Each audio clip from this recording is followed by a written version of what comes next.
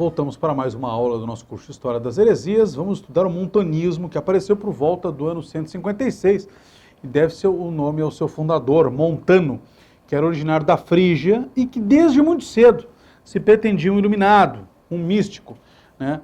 Ao contrário dos outros hereges, ele rompeu muito cedo com a igreja. A maioria dos outros hereges teve mais um relacionamento com a igreja. Montano rompeu muito cedo com a igreja, passando a dar mais valor às pretensas revelações que ele dizia receber do que ao ensino autorizado dos apóstolos e dos seus sucessores, os bispos, né? Montano não era dado a exegeses bíblicas, nem a interpretação da tradição oral. Ele só dava importância, dentre aqueles textos disponíveis da Escritura no seu tempo, aquilo que lhe favorecia e simplesmente ignorava o que contradizia a Escritura, a sua heresia. Ele nem se preocupava em dizer o porquê tal livro ou tal escrito não seria canônico, não seria correto. Não, ele simplesmente ignorava e pegava aqueles textos que ele lhes favorecia, né? Ele era um herege que pretendia que os dons carismáticos, né, os carismas, que já eram extraordinários no seu tempo, né, não tinham aquele esplendor da época apostólica, ele pretendia que eles voltassem a ser ordinários. Isso parece, num primeiro momento, uma forma primitiva de pentecostalismo, mas não é verdade, ao contrário do que muitos autores falam, né? Porque o cerne da heresia montanista não era o ensino sobre a atualidade dos carismas, e nem era um ensino sobre os carismas não terem cessado, e sim aquilo que ele, Montano, julgava receber mediante os carismas. O cerne do montanismo não era a atualidade dos dons serem exercidos, e sim a sua heresia sobre as profecias que ele dizia, porque o mundo vai acabar, porque isso vai acontecer isso, nós vamos estudar cada um dos pontos da heresia dele, que ele dizia receber pelos carismas. Então a atualidade dos carismas era não a doutrina dele, mas o veículo pelo qual ele destilava a sua doutrina, achando que ele recebia então o dom da profecia. A principal característica do Montano, da heresia dele, era o conjunto das supostas revelações que ele dizia receber e não a atualidade dos carismas mediante os quais a doutrina dele era expressada. Quais eram essas supostas revelações? Detalhes sobre um reinado literal e corporal de Cristo por 1000 anos, é o milenarismo crasso, antes do fim do mundo, né? A iminência da parousia. Outra doutrina dele é que a sua revelação montanista era a plenitude da revelação. Depois da era do Pai no Antigo Testamento, da era do Filho no Novo Testamento, chegava a era do Espírito Santo com Montano, né? Ele era o portador da revelação do Espírito Santo. Isso é uma antecipação do joaquimismo medieval, que nós vamos estudar também numa aula, né? Isso demonstra, nós já vemos que não há uma identidade entre o montanismo e as formas de pentecostalismo. Nem pentecostalismo protestante, nem pentecostalismo católico, que falam de atualidade de carismas ou não. Não, o Montano não queria saber da atualidade de carismas. Ele pregava a atualidade dos carismas para ele poder usar esses carismas que eram falsos, no caso dele, para pregar suas heresias. Então o cerne não era se eles falavam em línguas ou profetizavam, e sim o que eles receberia como conteúdo nas suas supostas profecias. Além disso, na prática, a moral do Montano era rigorista, né? Principalmente na parte sexual. Isso é uma constante em algumas heresias. Dando a entender que mesmo no casamento, a relação conjugal deveria ser evitada, ou pelo menos reduzida. Até porque Jesus ia voltar de uma vez, não precisava estar povoando esse mundo, não. Havia jejuns obrigatórios que duravam semanas, mesmo para os simples fiéis, sob pena de pecado mortal. E eu não estou dizendo com isso que fiéis não podem fazer e só monges podem. Não. É verdade que monges têm uma ascese ordinariamente um pouco maior por conta do seu estado de vida, né? Nós temos profissões, nós temos coisas a fazer no mundo que muitas vezes não nos deixam fazer algumas penitências mais rigorosas. Mas o Montano, ele pregava uma penitência tão rigorosa que não seria aceita nem mesmo pelos mais rigorosos dos mosteiros, né? E era sob pena de pecado mortal. Quem não fizesse essas penitências dele estava pecando mortalmente. Ele chegou a amaldiçoar o consumo de carne, olha o vegetarianismo aí, né? O alimento úmido era proibido, só se podia comer o seco. Determinados pecados não podiam ser perdoados depois do batismo. Pecava, batizava, apagava aqueles, mas não podia pecar de novo depois, ainda que houvesse arrependimento, né? Então essa é o cerne da doutrina montanista, além dessa moral, a questão também do fim do mundo, como nós já tínhamos falado. Retirado de más interpretações, tanto dos textos bíblicos e da tradição, mas principalmente das falsas revelações do Montano e seus profetas, porque não era só Montano que era o profeta, ele tinha outros profetas que pertenciam ao seu círculo mais estrito. Então vê que também não é como o pentecostalismo, que muitas pessoas parecem ter os dons, não, só eles, né? Além disso, a Maximila, que era uma das profetisas mais próximas ali do Montano, ela teria declarado que após a sua morte, a morte dela, os carismas cessariam. Então os carismas iam cessar com a morte dela, a Maximila. Isso é mais uma evidência de que o montanismo, ele em quase nada se assemelha ao pentecostalismo. O montanismo não estava advogando a ordinariedade dos carismas, nem a atualidade dos carismas. Do contrário, a Maximila não pregaria que após a sua morte os carismas iam se extinguir. Certo? Os carismas do Montano eram apenas veículos para a disseminação de suas heresias. Eles estavam a serviço deles, uma vez que eles não estavam mais entre nós, morreriam, os carismas iam acabar também, os carismas iam para eles. Importava, então, menos o exercício dos dons do que o conteúdo do que por eles seria revelado nessa seita. Né? Um dos mais cultos representantes da literatura montanista, porque tinha uma literatura forte montanista, né? Tinham muitos montanistas que se dedicaram a escrever. Foi um escritor que, quando católico, foi um teólogo fecundo, com excelentes textos, e que, quando virou montanista, passou a ser o grande escritor dos montanistas, né? Que abandonou a fé verdadeira, então, e abraçou a fé do Montano, a seita do Montano, a heresia do Montano, mas continuou escritor, Tertuliano. Vamos a uma segunda heresia na aula de hoje, o novacionismo. Há dois nomes, vocês podem encontrar essa heresia sob dois nomes, novacionismo ou novacianismo. Né? Foi uma heresia surgida a partir de Novaciano, era padre, ele era um sacerdote do clero de Roma, que se opôs no ano de 251 à eleição do Papa São Cornélio. Ele não aceitou que São Cornélio fosse eleito Papa. Qual é o motivo alegado pelo padre Novaciano? É que o Cornélio, após a perseguição de Décio no ano 250, um ano antes então da sua eleição, o Cornélio, como padre, né, ele ainda não era o bispo de Roma, ele era o padre, ele estava readmitindo à igreja cristãos arrependidos de terem renegado a fé, para escapar do batismo. Depois, como Papa, ele também continuou fazendo isso. Aí o Novaciano diz, não, então ele não é um Papa verdadeiro, porque ele está readmitindo aqueles que renegassem a fé para escapar do batismo. Como assim renegar a fé? Bem, o Décio, o imperador, no ano 250, estava perseguindo os cristãos. Muitos cristãos diziam, não, pera bem, eu não sou cristão, não é bem assim, para fugir do martírio, para não morrer. Porque nós temos a história de grandes mártires, de pessoas assim, que deram a sua vida para o Cristo. Mas também nós temos um bom número de pessoas que não era cristão tão verdadeiro. Ou se era até aquele momento do martírio. Porque aí parece que esquecia. Muitos cristãos apostataram da sua fé. Muitos cristãos renegaram a sua fé. Porque muitas vezes é óbvio que nós temos que pregar o martírio. É óbvio que nós temos que estar dispostos ao martírio. Se nós queremos agradar a Deus e queremos ser santos, é verdade. Mas a vontade do martírio e a vontade de agradar a Deus não pode ser expressa apenas em palavras, como se fosse uma coisa muito fácil. É preciso ter vida espiritual. Se nós não temos uma vida espiritual profunda, é muito fácil com que nós caímos na tentação de renegar a Cristo. Hoje não renegamos. Quando chega o momento da dificuldade, alguns renegam. E esses cristãos renegaram. Mas depois pediram perdão. Não é aquela questão automática do, depois eu me arrependo. Não, pode ter tido realmente um perdão, um pedido de perdão sincero, com um arrependimento sincero. E se há arrependimento sincero, a igreja perdoa. E o Papa São Cornélio perdoou. Mas o padre Novaciano não aceitou esse perdão. Dizendo, não, na hora de ser perseguido, eles estavam lá fugindo. E agora eles querem perdão. Aí fica muito fácil. Então o Novaciano era rigorista. Ele não queria isso. E esse é o cerne do novacianismo. É a recusa da readmissão em comunhão aos cristãos batizados que tenham renegado a sua fé e realizado sacrifícios aos deuses pagãos para escapar das perseguições dos imperadores romanos. Novaciano dizia, uma vez que se negou a fé, não se volta mais. Essa é a heresia dele. Ele reuniu seus seguidores rigoristas que pretenderam eleger como verdadeiro Papa no lugar do Cornélio, o próprio Novaciano. Ele seria, então, um antipapa.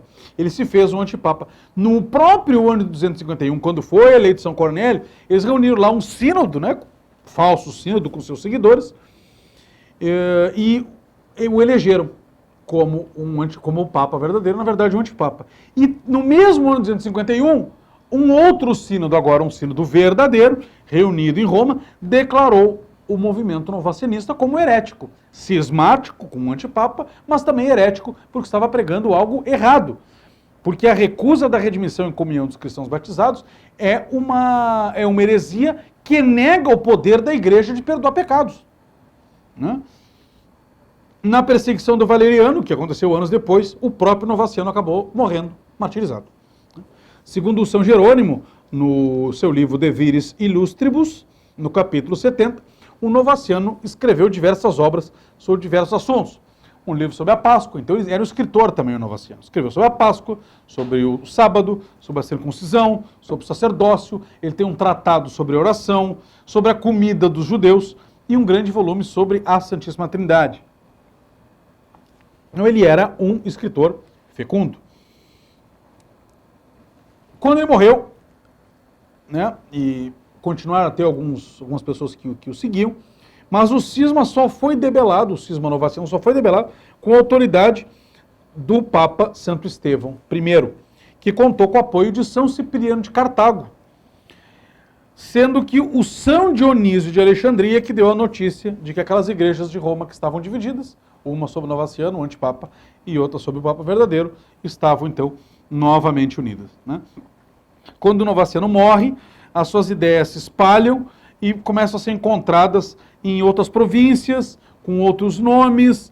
Antes eles eram chamados de novacianistas, agora eles começam a ser chamados de puros, né? Eles são os puros, eles são os santos, eles refletem o seu desejo de não se misturar com os outros que eram os frouxos, e chegam a ponto de rebatizar os seus próprios convertidos. Alguém que é católico, unido para Madre, resolve virar rigorista junto com eles rebatizam e consideram o batismo daqueles ligados ao Papa verdadeiro como inválido.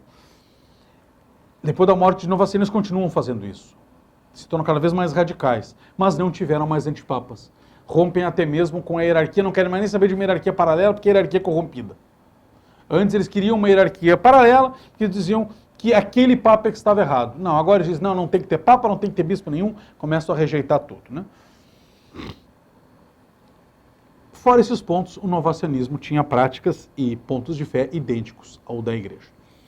Temos uma outra heresia que atende por vários nomes, ele é o monarquianismo. E sob o nome monarquianismo, nós vamos encontrar vários grupos e vários nomes que são ligados aos outros. Sabelianismo, patripacionismo, modalismo, nós vamos estudar todos eles também. Tá?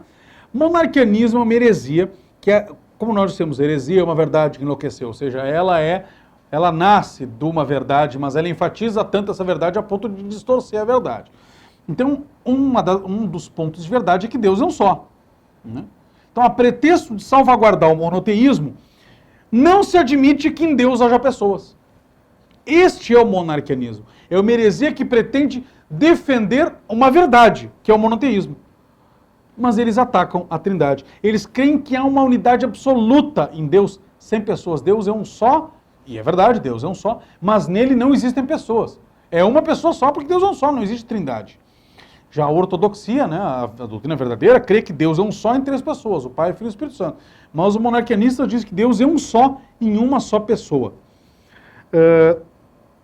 Para entender um pouco sobre a heresia, nós vamos ter que entender também o que é a Trindade. Tá?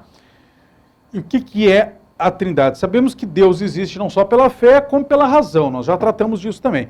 E como católicos, nós temos este dado de que Deus é um só, mas esta unidade de Deus, que é conhecida pela razão, ao lado dela existe também a Trindade de Deus, que não é conhecida pela razão, é conhecida pela fé, ainda que não seja rejeitado pela razão. Então nós temos pontos que são racionais, ou seja, a razão percebe, e outros pontos a razão não percebe, a fé percebe, mas não é incompatível com a razão. Então, embora não sejam racionais, eles são razoáveis, ou seja, não são dados pela razão, mas são compatíveis com a razão.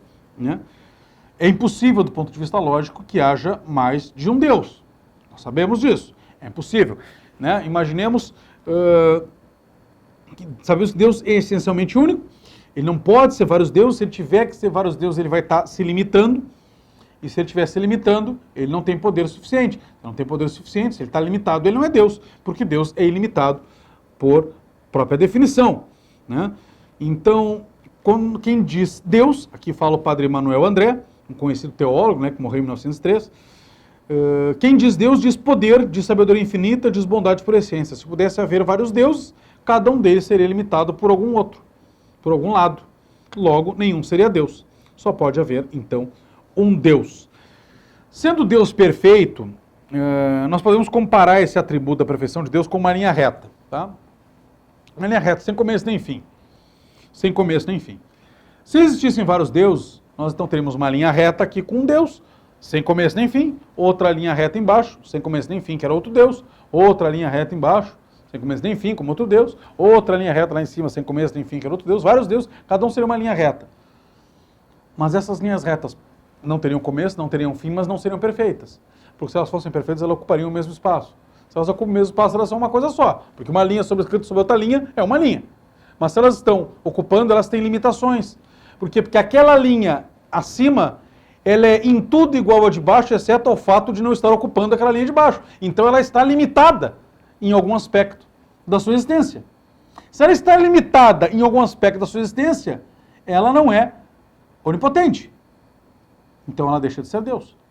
Ou Deus não tem começo, não tem fim, e é um só, ou então ele não é Deus, né? Então, racionalmente e logicamente, nós podemos acreditar que só pode existir um Deus. Não precisa ter fé para isso, basta a razão, né?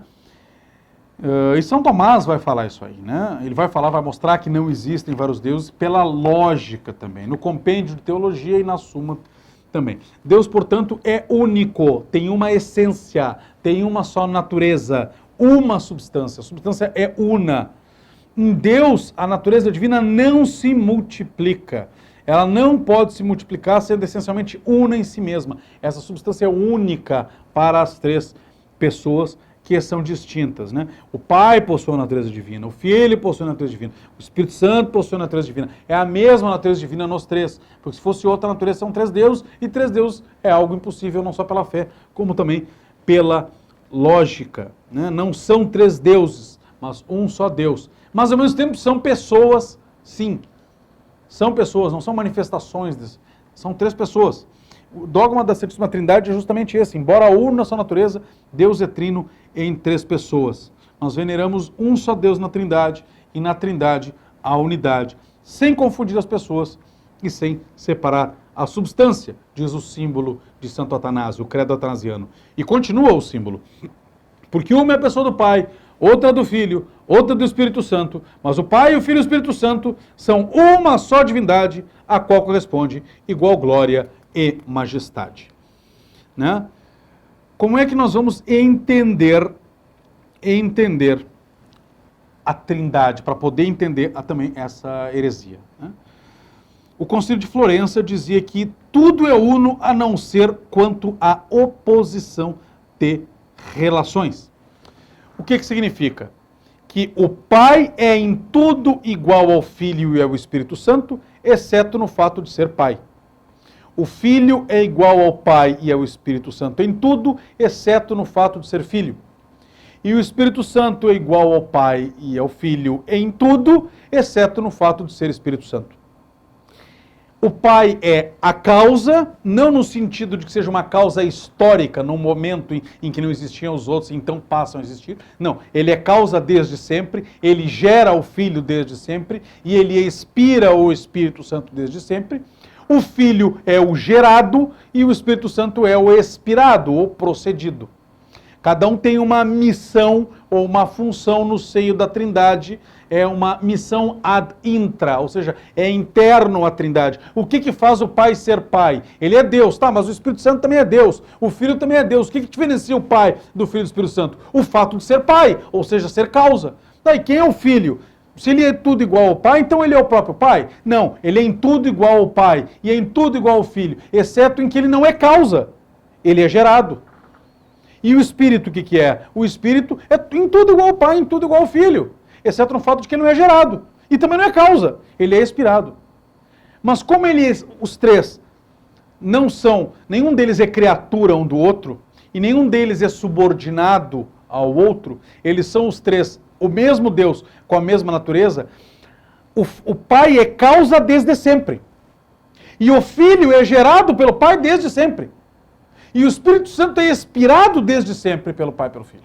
Desde sempre. É eterno. O Pai gera o Filho eternamente. Ele não gera num momento, ele não o cria num determinado momento. Como é que nós podemos entender mais ainda o que é o fato de ser causa no Pai? O Pai, ele é a pura perfeição. E porque ele é a pura perfeição, essa pura perfeição só existe ele, né? Não tem um mundo ainda, não criou nada. Ele existe desde sempre. Porque é fácil a gente entender, visualizar a eternidade daqui para frente, né? A eternidade daqui para frente. Ah, não vai acabar o mundo, mas existe uma eternidade daqui para trás. Sempre existiu Deus. Sempre existiu Deus. Para mim, pessoalmente, é muito mais misterioso essa eternidade para trás do que para frente. Ou seja, não houve um tempo em que não existisse Deus. E Deus está acima do tempo. E está fora do tempo. E Deus cria o tempo. E Deus existe antes de existir o tempo. Porque Deus existe desde sempre. E como Deus é a perfeição, quando não existiu o tempo, quando não havia o tempo, ele já se contemplava como perfeição. E ele, contemplando-se, ele gera uma imagem de si mesmo. Quando nós contemplamos alguma coisa, eu, por exemplo, estou olhando para essa câmera e está formando na minha mente a ideia da câmera. Né? Na minha mente tem uma ideia dessa câmera. Mas a ideia da câmera não é a câmera. É uma ideia. E como uma ideia é imperfeita, porque eu sou imperfeito. A ideia que eu faço da câmera, aqui de onde eu estou olhando, não é tridimensional. Se eu for para um lado, eu já começo a ver. Entendeu? A minha ideia não é perfeita da câmera, porque eu sou imperfeito. Mas eu tenho uma imagem imperfeita dessa câmera. Quando eu contemplo, quando eu vejo. Pois bem, o Pai olha a si mesmo, ele visualiza a si mesmo, ele não está olhando a câmera, ele está olhando a si mesmo, como se eu estivesse olhando o meu umbigo. Ele olha para si mesmo, ele contempla a si mesmo, e quando ele contempla a si mesmo, ele forma uma ideia de si mesmo.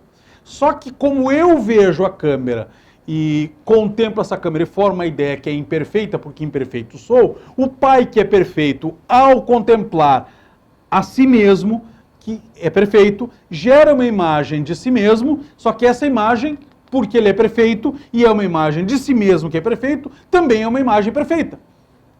Essa imagem perfeita que o Pai gera de si mesmo ao contemplar a si mesmo é o Filho. Por isso que São Paulo vai dizer que ele é a imagem do Deus invisível. Está na Bíblia, a imagem do Deus invisível. O Pai contempla-se a si mesmo e gera uma ideia de si mesmo a partir da contemplação. Essa ideia que ele gera é o Filho. Só que como o Pai se contempla desde sempre, ele forma, ou ele gera essa imagem de si mesmo, dessa contemplação, também desde sempre. Então o Pai, desde que é Pai, ele gera em si mesmo uma ideia. O Pai, desde que é Pai, ele gera o Filho. Por isso, o Filho é gerado desde sempre. Não houve um tempo em que não existiu o Filho. E não houve na eternidade algum, entre aspas, momento em que não existiu o Filho, porque o Pai sempre contemplou a si mesmo, então sempre gerou uma ideia de si mesmo, e essa ideia é o Filho. Essa é a diferença do Pai e do Filho. E como o Pai gera essa imagem, e essa imagem é perfeita, porque ele é perfeito, então essa imagem é Deus, como ele, o Pai é Deus. O Pai é Deus. E a imagem do Pai gerada pelo Pai também é Deus. E porque essa imagem é perfeita e o Pai é amor, ele ama esta imagem.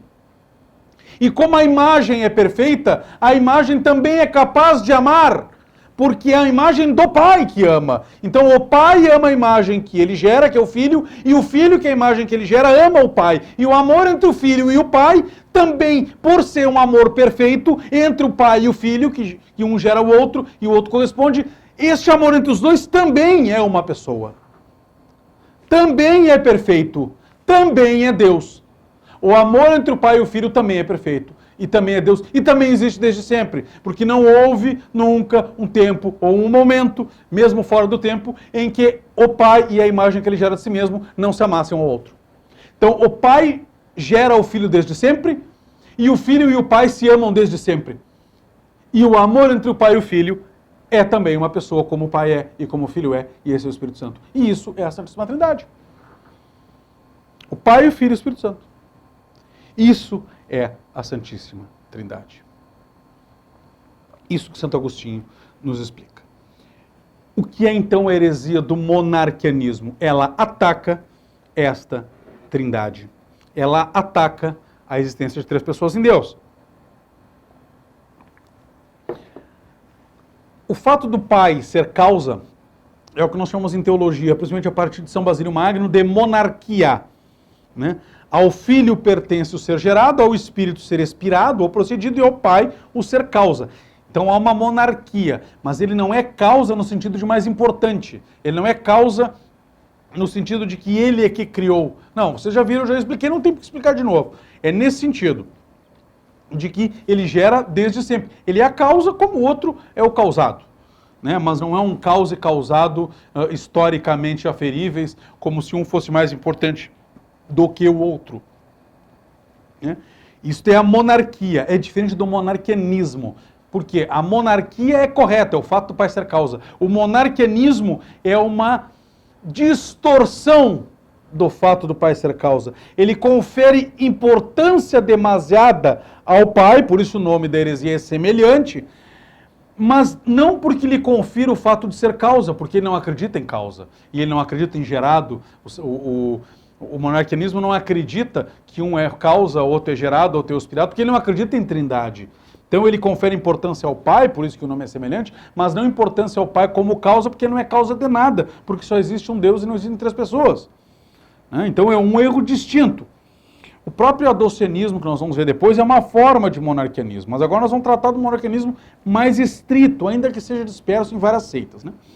Houve uma forma de monarquianismo chamada de sabelianismo, ou modalismo, e essa é a mais importante delas, que foi definida por Sabélio, com o intuito de melhor assegurar a natureza, a unidade da natureza em Deus. Então Deus é um só. Então se Deus é um só, não tem Pai, Filho e Espírito Santo como coisas diferentes ou como pessoas diferentes. Não, é um Deus, é uma pessoa e pronto. Né? E ele meio que confundia os termos teológicos que estavam sendo elaborados na época. Diziam que o Pai, o Filho e o Espírito Santo não eram três pessoas, mas somente modos de manifestação divina ou de compreensão do Criador. Não havia três pessoas, mas uma só. O Monsenhor Urbano Ziles, que é um teólogo ali do clero de Porto Alegre, escreveu um livro, Jesus Cristo, quem é esse? É um livro de cristologia, em que ele diz que para Sabélio, Pai, Filho e Espírito Santo são apenas nomes diferentes de um ser único. Por isso que o nome da heresia é sabelianismo, que vem de Sabélio, ou modalismo, porque o Pai, o Filho e o Espírito Santo eram modos da mesma pessoa e não três pessoas. Né? O Papa São Calixto I excomungou Sabélio e os demais modalistas. Né? Enfatizando que o Pai e o Filho eram uma só pessoa, então quem morreu na cruz, para alguns deles, como consequência, era o Pai. Por isso que alguns monarquianistas foram chamados de patripassionistas, ou seja, a paixão, quem sofreu era o Pai. Mas houve também uma forma diferente de monarquianismo, diferente do sabelianismo, diferente do modalismo. Era o chamado monarquianismo dinâmico. Não era nem patripassionista e também não era nem sabelianista ou modalista. Era o monarquianismo dinâmico, que estava alinhado com o ebionismo. Lembra que a gente falou dos ebionitas? Eles criam que alguns ebionitas continuaram e aí se uniram com eles e foram dando outras formas, as heresias vão se multiplicando e se misturando. Eles criam que Jesus foi tomado pelo Verbo, foi tomado pelo Logos. Então ele era merecedor de honras divinas, mas era inferior a Deus. O fundador desse monarquianismo dinâmico era o Teódoto de Bizâncio. Ele era um erudito, ele tinha cultura grega, ele foi excomungado no ano 190. Né? Os seus discípulos nomearam um bispo chamado Natálio, que foi um antipapa também, mas que morreu arrependido e retornou então à Igreja Romana pouco antes de morrer. Ele acreditava esse monarquianismo dinâmico, que o Jesus, ele era um homem, mas ele foi tomado pelo Logos, então havia não modos distintos de Deus, mas um só Deus, que era o Pai, mas que enviou o seu Logos, que era ele mesmo, para tomar conta, como se possuísse Jesus em um determinado momento. Isso era uma outra forma de monarquianismo, mas minoritária e bem diferente do monarquianismo sabelianista, ou patripassionista, né, ou modalista, também chamado. Encerramos essa aula e na próxima nós vamos passar a estudar uma das maiores heresias combatidas por Santo Atanásio e que influenciou muito a cristandade e que gerou determinados detalhes históricos importantíssimos, que foi o arianismo. Espero todos na próxima aula.